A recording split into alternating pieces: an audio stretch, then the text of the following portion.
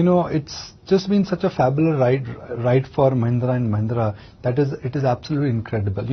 The first impression of Mahindra and Mahindra is still auto, and we all associate Mahindra and Mahindra with auto. But I think they've gone beyond that, and they've demonstrated their ability as to how a company with multiple businesses which come under one umbrella, which is Mahindra and Mahindra, they can also demonstrate excellence. I mean, if you remember, if we were chatting with Anish yesterday, for the quarter gone by, Mahindra and Mahindra reported a PAT of about 2,000 crore.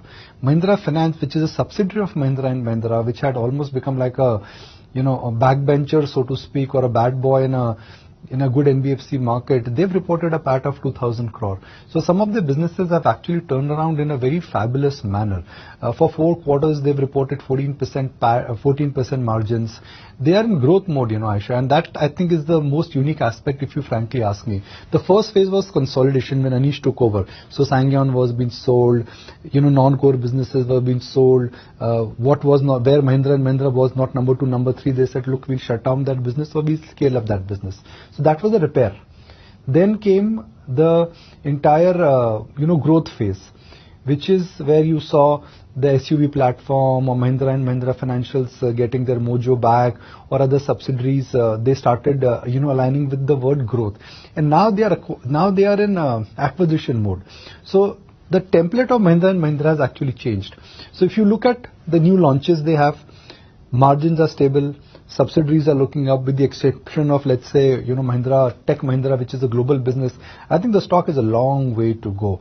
I think it's cheap for its promise. It's cheap. Why? Because psychologically you still associate Mahindra and Mahindra as an auto company. But I would say Mahindra and Mahindra is more like Tata Sons, where they've incubated a lot of businesses, and those businesses now are really ready to roll. The complexion of Mahindra and Mahindra may not change in a meaningful manner, Aisha, in 5 years, because it will still be an auto-dominant company, because that's a large part of the group.